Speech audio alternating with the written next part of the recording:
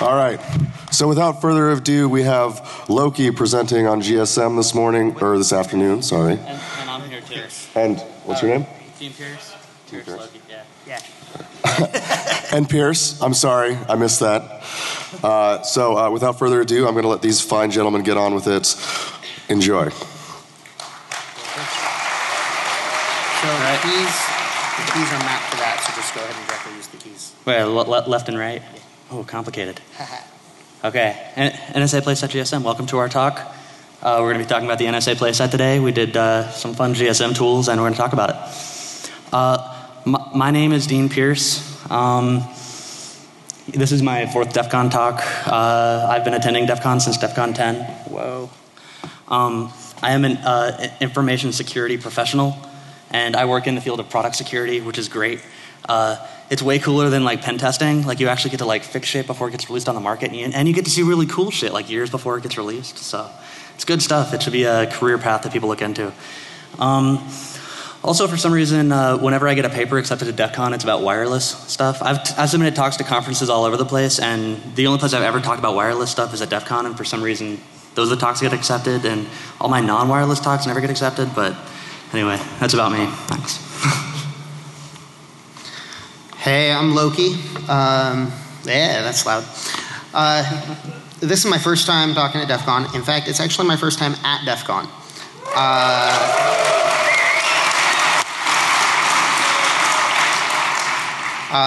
So I've been doing software with some security stuff involved for about 12 years. Mostly data analytics type stuff. They like calling it big data now, which bothers me.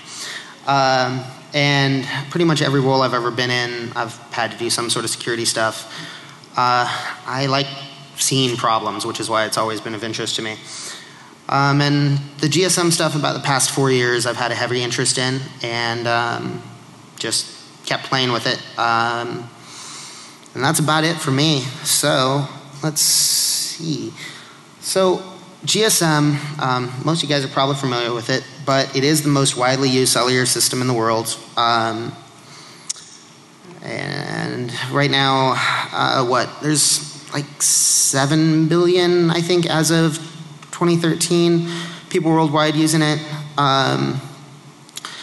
Going off of the GSM Association, it's available in more than 219 countries, market share more than 90%, all that fun stuff. And it's also the legacy network for most of the other technologies in use today, with the exception of the CDMA stuff, which also means LTE is built on top of the GSM stuff. Right now, if you make a voice call, that is probably going over classic GSM, whereas eventually with LTE we expect to be seeing that go over data traffic, at which point it's probably going to be more difficult to play with. Yeah. Hold on, slides. One of the things that was interesting about the GSM stuff was that it was the first to seriously consider any form of security, with both stuff like the TIMZ code being used instead of any sort of persistent mobile identity.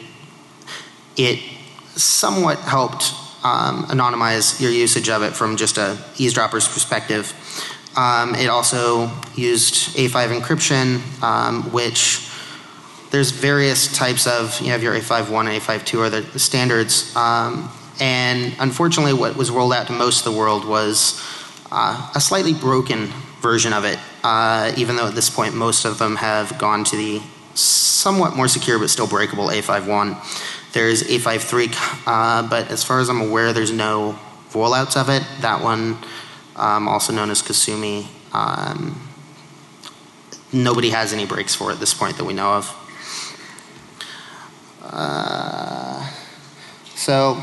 Well, I'm out of sync with my slides. Sorry about that. So, his short history lesson. In the 1990s, the first attack on A5 was proposed on June 17th, 1994. Ross Anderson posted a message to the UK.Telecom Usenet group, and in it he described a few potential attacks.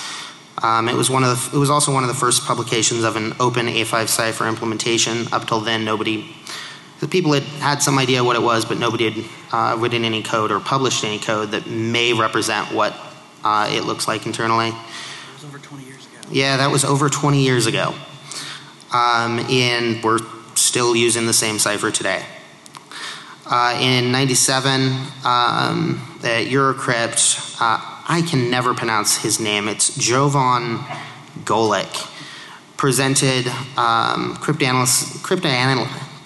cryptanalysis of the alleged A5 stream cipher, which gave a more formal analysis, and presented a potential time memory trade-off attack, which was sort of the basis for a lot of the further attacks that happened. So in 2000, at the 7th International Workshop on Fast Software Encryption, 3 guys presented a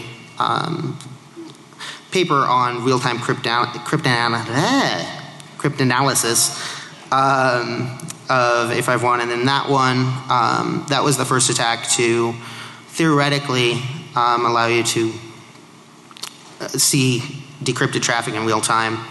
Also in 2000 at Indecrypt, 2 other people went ahead and presented essentially the same idea with a slightly different time memory trade-off technique. And so both of them theoretically allowed attacking A5 with varying amounts of known plaintext, but they weren't really practical. So then 2003 came along, and there was a paper released, Instant Ciphertext Only Cryptanalysis, and it was a ciphertext only time memory trade-off attack. It was practical, but it required a ridiculously large pre-computation phase. I believe it was on the order of 32 terabytes, which was not practical at all. And then in 2006, the full version of the paper was released. The 2003 one was significantly cut on what they actually talked about. And in that, they went ahead and gave a lot more information that allowed you to basically come up with very short, or cracks on very short plain text. Up until then, knowing 5 minutes or so of plain text was required, which, again, impractical. So, 2007, Copacabana came along. In that one, Copacabana was a hardware project. It stands for Cost Optimized Parallel Code Breaker. And it was implemented as an FPGA-based machine optimized for running most algorithms, but specifically for cryptanalysis. And it was commercially available eventually. And it could be used for A51, A52. It could also be used for many other things, including DES. It went ahead and enabled pure brute force attacks against GSM without any lookup tables. However, this was still not real time. That was actually done as a research project that eventually turned into a commercial solution. Yeah, I wanted to jump in with 2007 because this was also 2007. I attended TorCon, and I saw Hikari give a really awesome presentation on using FPGAs and USRPs to like crack phone calls with a couple $1,000s in like 30 minutes per phone call, and it was amazing. And that was the first time that I thought like it would be really cool if somebody actually like bundled it together and like sold it on eBay or something, because that stuff's really hard to do, and they didn't really release any information on how to do it. And so that was when I first kind of thought of the NSA Playset bundle concept, and then like it's taken a long time to actually do stuff with it. Yeah, let's see, 2008. And 2008 was actually when Hikari first talked at ShmooCon, and they talked about generating rainbow tables, and the tables got generated, but a lot of the tools were a lot of tools didn't get released. A lot of the tables didn't get released. A lot of stuff just kind of didn't really happen. It was all still very much like a theoretical thing at that point. Which leads to 2009. And let's see, can I scroll down here? Whoa, it's backwards. So in 2009, that's when you have there was a talk at Black Hat where they tried to kick off this the A51 cracking project. And so this was a global distributed effort where everybody who had fast video cards could all team up together, and everyone was going to generate the A51 rainbow tables once and for all, and it was going to be great. It's really fun to read the mailing list too. If you go back and look at the A51 mailing list at this point, because you have all these people jumping in hey, I've got this whatever card, it's not really optimized for whatever, and then everyone just kind of doing their own thing and trying to generate a couple tables here and there, and then this one guy jumps on and is like, hey, I wrote this tool called Kraken that actually uses the tables and brute forces in, which is great, and it's still what we use today. And then the tables got released. So, let's see, how do I get back to that? Over here? Yeah, there we go. Uh-oh. Good. So, 2010 was Carsten speaking at Black Hat again and demoing this stuff. And actually, they released AirProbe, which was great. And AirProbe is the tool that uses the USRP to get the raw GSM, and then you can figure out some of the known plain text stuff, and then use that and crack it with the Kraken tool and the A51 tables that were released.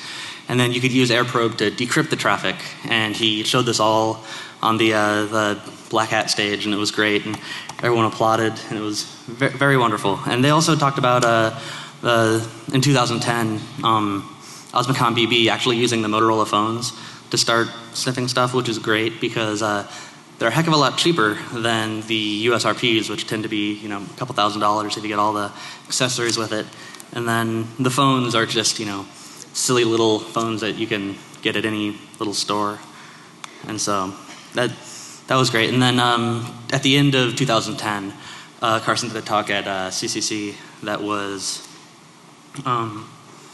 he was talking about broadband GSM sniffing, and so he used 4 different phones and then kind of monitored all frequencies and did a full range of sniffing everything with the phones, and it was good. So nothing really happened. Oh wait. And nothing really happened in 2011. Says GSM security was broken. It was done. We're good. Everything's going to get fixed now, right? And so unfortunately that didn't really happen. But in 2012 we had this great thing. Is anyone here familiar with the Realtek SDR dongles? Those things are great. So those started selling, and then people quickly realized that hey, well these are TV tuners that were sold everywhere and under many different brand names, and people realized, hey, they could just twiddle a couple bits here and then point it at whatever frequency they want and just start dumping traffic. So all of a sudden, overnight, the software-defined radio community exploded because anybody with $20 in their pocket could go buy this little receiver and just start sniffing traffic. And it worked with all the GNU radio and all the tools that the more academic, like the big players with their USRPs and their more expensive radios have been playing with for a long time. So, I don't know how to do it. Okay.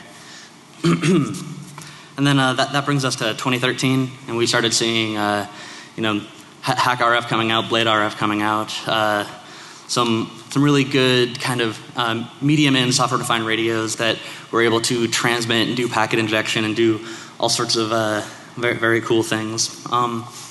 Also, towards the end of 2013, I was able to take Mike Osmond's radio class at TorCon, and that was a really great experience, and I would recommend it to anybody that's doing it. And so, and as part of that, I kind of told him my old weird idea of actually, packaging everything together and trying to get it all to work and just trying to get it out there as much as possible. And he thought it was really cool, and we kind of talked about it a bit. And then at the end of 2013 was when the Ant catalog was leaked. And who here remembers the Ant catalog? Anyone? Yeah. that was some really good stuff. A lot of really interesting things from the NSA, what weird toys that they sell to different parts of the intelligence community, and it was great stuff. But anyway, that brings us up to 2014. Yeah. What was that? Okay. Well, it has there, yeah. So, 2014. This was the birth of the NSA Playset year. It was great. After the Ant catalog came out, Mike emailed me and was like, "Hey, remember that crazy like NSA Playset idea? Like he saw the stuff with the retroreflectors and the thing. Like, wow, that's really cool. He wants to make a bunch of those things. And so we thought, you know, that'd be really rad to actually pull everything together and like start actually seeing how much of the shit could be built. And so that was really exciting. I talked to Joe and I talked to a bunch of other people on like other weird things that we could do and things that looked like they were pretty feasible. And so then, yeah, everything just started coming together at Mike gave the first talk at Hack in the Box in Amsterdam, and then we both talked at Tour Camp and tried to recruit a few more people, and our mailing list is now growing and growing. I think we've got about 150 members on the mailing list right now, and so it's pretty great. And so what we've really tried to focus on with the playset stuff is making it as easy as possible to use, so that it's just as accessible as possible, and then also reducing the cost, making it more accessible, so as many people can play with it as possible. And so the motto that I've kind of been saying over and over is, if a 10-year-old can't do it, it doesn't count. So, because things don't really get fixed until they're actually extremely accessible, and that's kind of a bummer.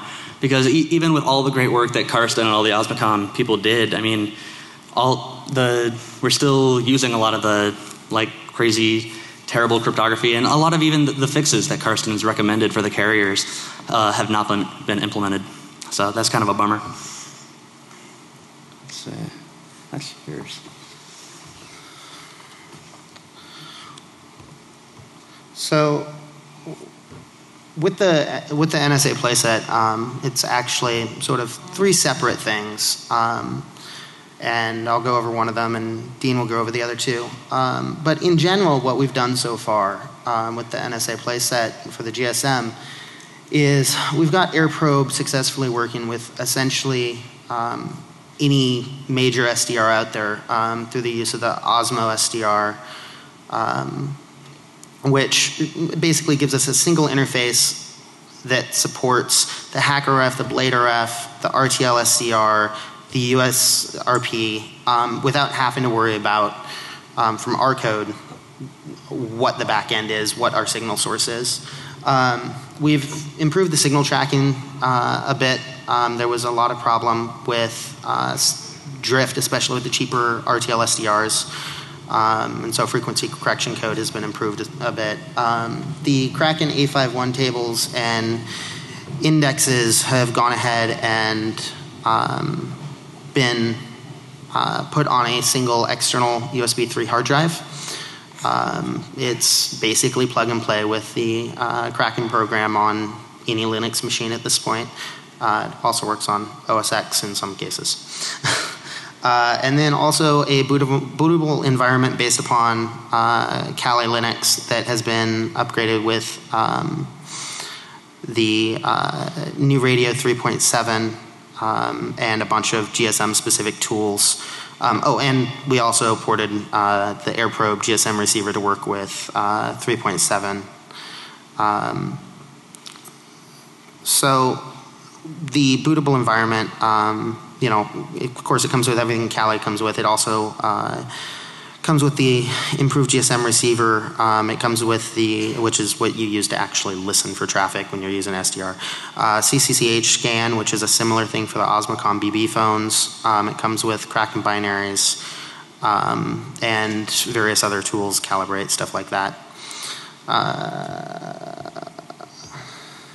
So the first of the NSA Playset GSM tools, and this one's not complete yet, it's not ready to be released, is Twilight Vegetable. Twilight Vegetable is envisioned as a system that basically you turn on your machine and eventually you're going to start getting dumps of all the voice messages or all the voice traffic and SMS traffic that is within range for you.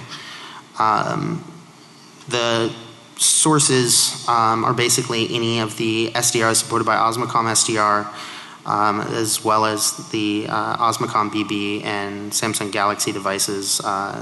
Osmocom BB is any Calypso chipset phone, and then the Samsung Galaxy devices use something called X Gold Bond that uses the debugging feature in those devices to dump traffic.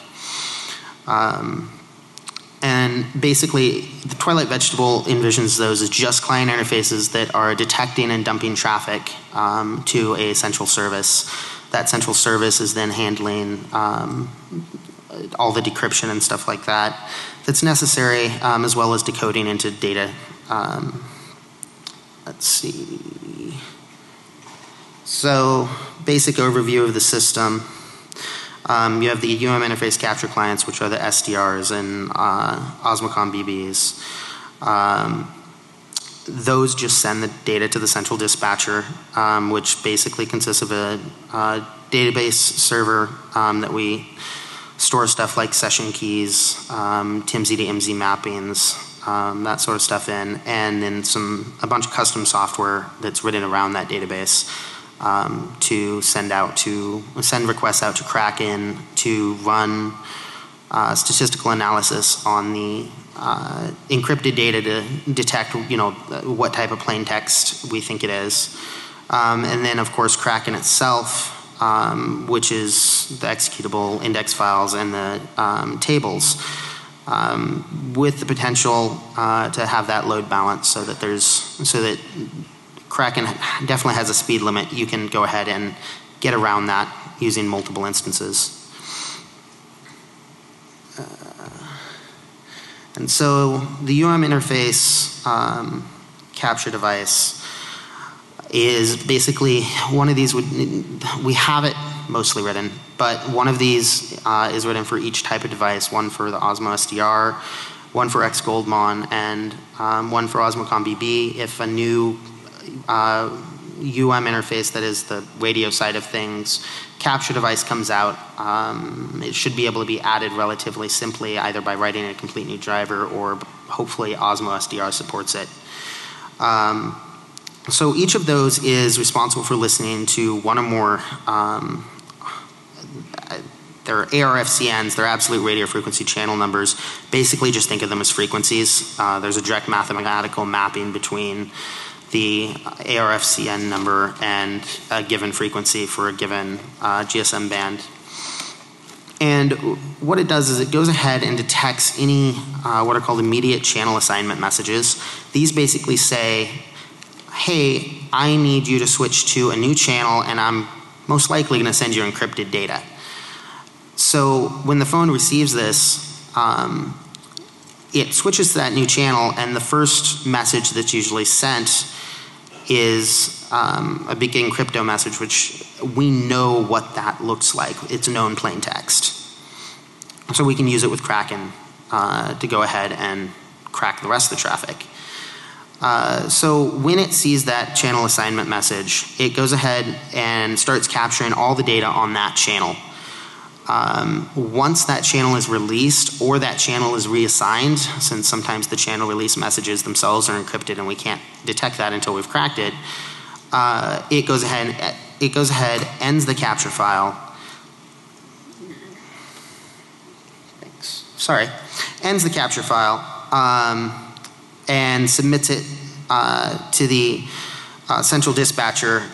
What it submits is the ARFCN, the TIMZ, temporary mobile subscriber identity, the network information, that is your mobile country code and mobile network code, the cell ID and signal noise ratio, which is important to tell if a packet is likely to have corrupted data in it or not. And then as well, it sends the actual channel data that it's captured. So when it submits that to the central dispatcher, where's my slide? The central dispatcher goes ahead and provides multiple functions. Basically, it takes that in, puts it in a file store, enters the submitted data into a database, linking to that file in the file store, and then runs statistical analysis on the packets to see which ones we know are plain text. Some of that is very simple, such as this is the first packet. We know that it is a crypto packet. Some of that is a thing, for instance, a system information 5 message, which we can, by looking at the plain text version of it, we can know what the crypto version of it is, and we can detect whether or not it's that type of message with high likelihood based upon the comparison with the rest of the encrypted messages that are sent. And so it also goes ahead and stores any cracked keys that it gets back from Kraken with their associated TIMSIs. Keys are usually reused for a given session with a given TIMSI. So we're able to go ahead and immediately decrypt anything in any data using that TIMSI in the future. And then it also, once it gets back a key and it's able to decrypt the data, it goes ahead and parses through looking for any SMS or voice messages, and then writes them out to disk for you. With an associated IMSI if it's detected the IMSI. IMSIs aren't sent very often. So that's sort of the glue that holds everything together.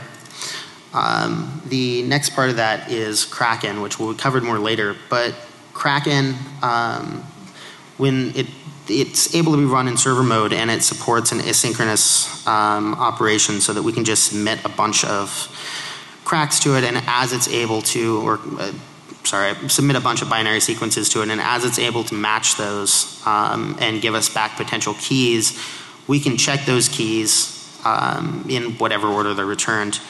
There's also the potential to go ahead and run multiple instances in parallel using load balancing, allowing essentially a Kraken cloud system to be built. So our kit for Twilight Vegetable that was being sold yesterday is basically a USB key and a nano SDR. So the USB key we've been really happy with. USB 3.0, really nice and fast. It has Kali Linux on it. It's customized with GSM tools. Oh, and the second line is being covered. Anyway, you do have to boot it in persistent mode to get the binaries that have been built on it. And we'll go ahead and be releasing further updates on it as we improve the system. Then we're also including this nano SDR. It's extremely tiny. To give you an idea, can you hear me that?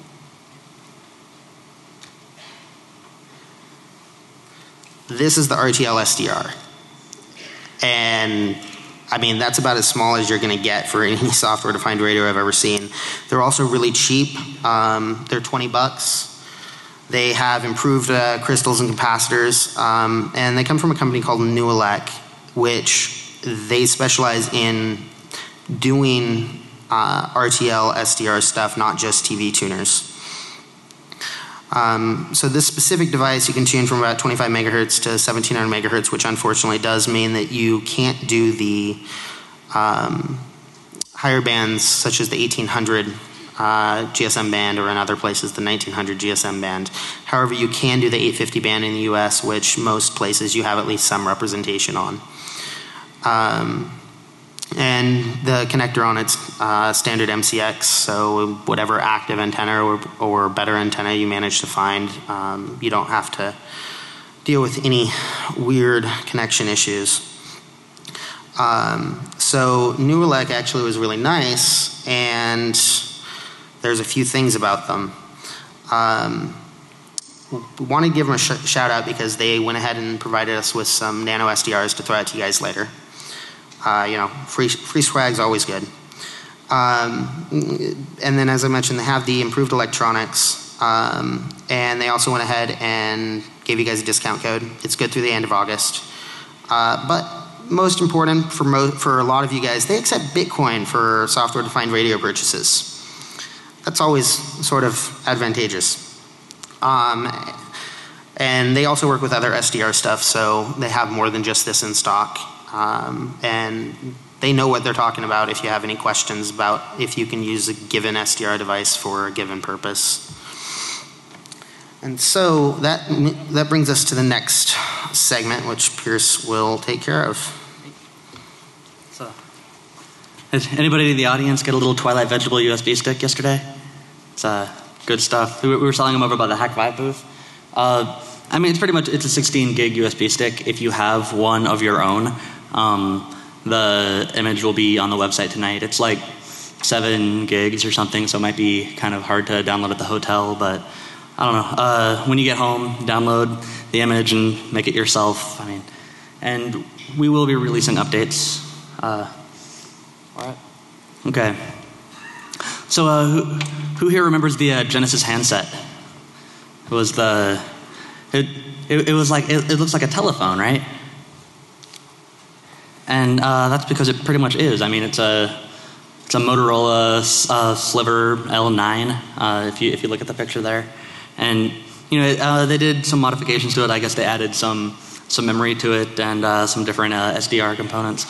But essentially, it's this little portable thing. And so, because you know NSA had Genesis, I thought it would be good to make. Wait, where do I go? How do I get that out? Yeah. No, click. Yeah. Yeah. So we made the Leviticus handset. So this is. I mean, it looks like a regular Motorola phone, and that's because it is. You can buy these all over eBay. It's crazy stuff. But this is the Motorola C139 phones. So if you've ever looked into Osmocom BB, it's a really great project. Everyone should look into it. All the documentation, all the talks, everything that you ever see about them talks about the C123. And because of that, and because of all the great demos that have been shown with the 123, they're kind of expensive to buy on eBay. They go for as high as $200 sometimes for these little $5 phones. And so the thing is, though, the 123s are really good in Europe. That's kind of the frequencies that they're pointed towards. But the 139s are made for the U.S. And they work really well in the U.S. and they work really well with all of the Osmocom tools. So if you're going to be on eBay buying phones, you should buy the 139. It's great. So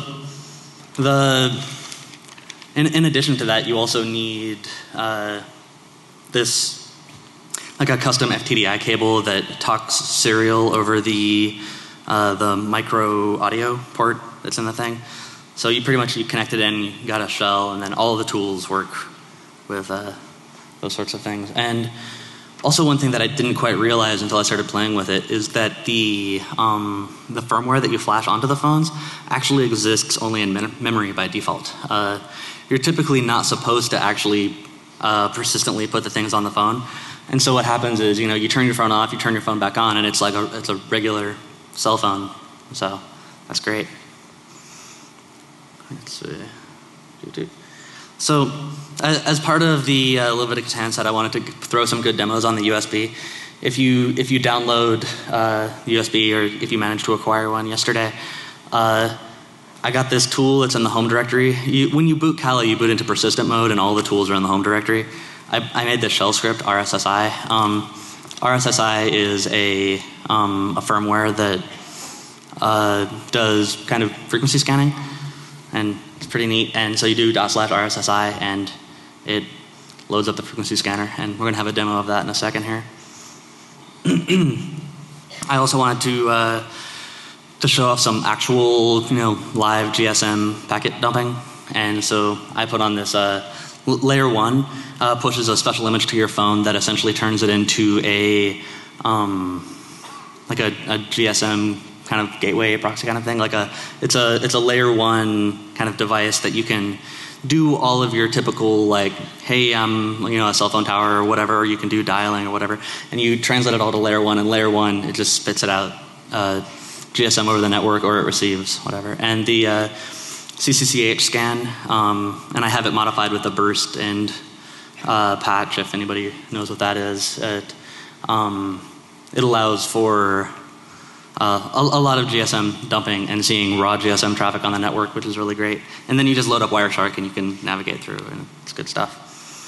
I had a couple problems. If anybody saw me trying to demo the stuff yesterday, for some reason the magic of DEF CON made it so that my console device was no longer TTY as 0, or TTY USB as 0, and it had turned into like S4 or whatever, console 4. So anyway, I edited the shell scripts and now everything works fine. And so I've got actually a few more phones that I didn't really want to sell because they weren't quite working right.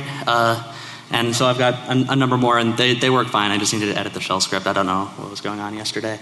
But it's also, all of the charging is done in software on these phones, so you cannot, it's usually not a good idea to leave it continuously charging while it's plugged in, because it might not be as good as the actual official charging software that's on there. And sometimes they'll overheat, sometimes they won't really charge, so yeah, things like that. I also really wanted to enable the Osmocom BB stuff happening in the US. There's a really great tool that Carson released last year at CCC called GSM Map. GSM Map was a little bootable USB stick. You boot up to it. You plug in your Osmocom phone, you hit the button, and what it does is it takes surveys of the GSM networks that are around you and figures out all the different security features that they're using and what patches they've applied and what different things that they're doing. And then it uploads all that data to the GSM Map server. So if you go to gsmmap.org, you'll see this full map of like all the different security technologies over time, and it's pretty much entirely Europe. Europe is all the data sources. There's like 3 data sources maybe in the US, so everybody who gets these phones should really contribute to this project because it's really great and it's really good to see, security over time. So yeah, like I said, search eBay for the 139. The track phones have a newer firmware on them that make them hard to flash Osmocom on. You can still, there are ways to bypass it, but if you want to do it the easy way, just buy the singular phones and they work great out of the box. Also, this guy that I've been working with in Greece, he makes crazy modified hardware and he sells them on eBay. And so you can look him up on eBay, or you can email him directly and he'll tell you all the crazy things that he's got. And he's got things for charging and turning your phone into like a little base station, or doing all sorts of fun stuff. But so another part of the project is the drizzle chair. This is just, it's a tiny little hard drive, right? This is 2 terabytes. When the 2 terabyte rainbow tables people talked about like a few years back, it came out, everybody was thinking like, oh, 2 terabytes, how many, big rack bays am I going to need to do all that? And now it's simple little USB 3 thing. You can buy these for under $100. And what I've got on here is the first 5 gigs just has all the tools. There's a partition with all the tools. And then the rest of it is the rainbow tables. And one thing to know is that the tables are in the partition. You can't just download the files onto a device and then use them as rainbow tables. You actually have to download the files and then use a tool to insert them in the partition. So if you buy one of these online, make sure that you also have a hard drive in your computer if you're going to be downloading it via a torrent. You do actually need 2. You need one to download to and then one to transfer them to afterwards. So keep that in mind if you're looking at doing this yourself. And essentially what it does is it uses a known plain text attack. So you take some ciphertext that you see off the network, and there's a lot of traffic that is very, very predictable that happens in GSM. And what you do is you find a packet that looks like a packet that you recognize, and then you do an exclusive OR between the 2, and what you get is the raw A51 stream. And with the raw A51 stream, you just grab a snippet of that and copy and paste it into Kraken, and Kraken goes through the rainbow table thing and looks for a result, and then dumps it out when it finds it. And then you can use the other tools to decrypt. Demo time.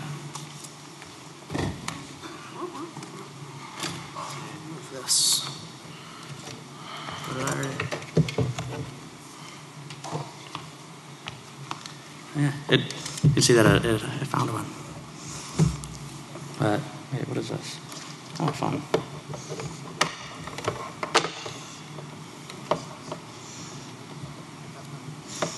Let's see. Is that working at all?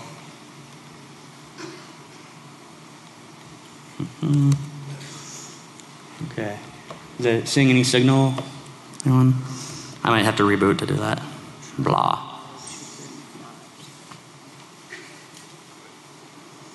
Okay. And so what I'm doing now is I'm just booting off of the USB stick that we sold a whole bunch of yesterday. And it's the exact same USB stick that you would download from the internet to kind of make your own. And let's see here. And the thing is, it's pretty much just a straight Kali boot disk with the persistent image. And so it's Kali 108, which was released a few days ago, and then it's just a home directory full of tools, and all the tools do the sniffing, the decrypting, the cracking, and we have things like PyTackle kind of installed on there that kind of work, and all the air probe stuff that's kind of a pain to compile on all the different systems because the maintenance is not really as good as it could be for a lot of the tools that are there. See if it starts up now. And so yeah, we just we got all the yeah, it looks like it's not staying in the demo. It was working in the demo room. I don't know. Do you want to There's try some- using your adapter instead of mine? Yeah, I'll try that.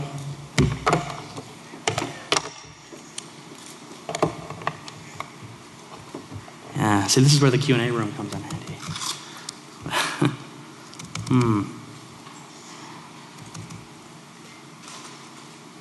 Blah. Okay. So, yeah, we might not have demos because it looks like the projector is not working the way it did in the demo room, but we might be able to show stuff on your laptop. Might be able to. It's in a VM. I can't show a VM. Okay. Yeah. Oh shit. Yeah, I can't. I don't think I can show from a VM. Okay. Let me try. Yeah. See if this works.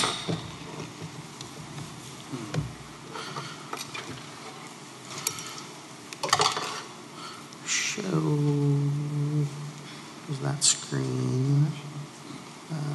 Do this and hey. Hey, look at that. Work? Yeah. Okay, so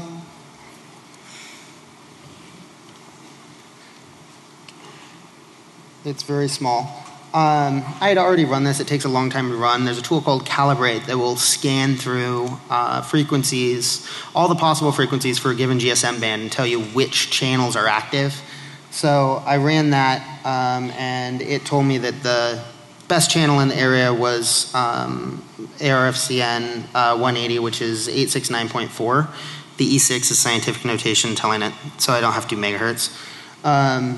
And anyway, if we go ahead and run this, this is using the little nano SDR with this thing. It will start scanning. So it's going to find the only device on the system. And then if we flip over to Wireshark, I have a filter in here right now that just shows immediate channel assignments. These are the ones that are important for when you're trying to capture encrypted data. So you can see that it's captured 5 of them so far. And I'm not going to be able to show you too much.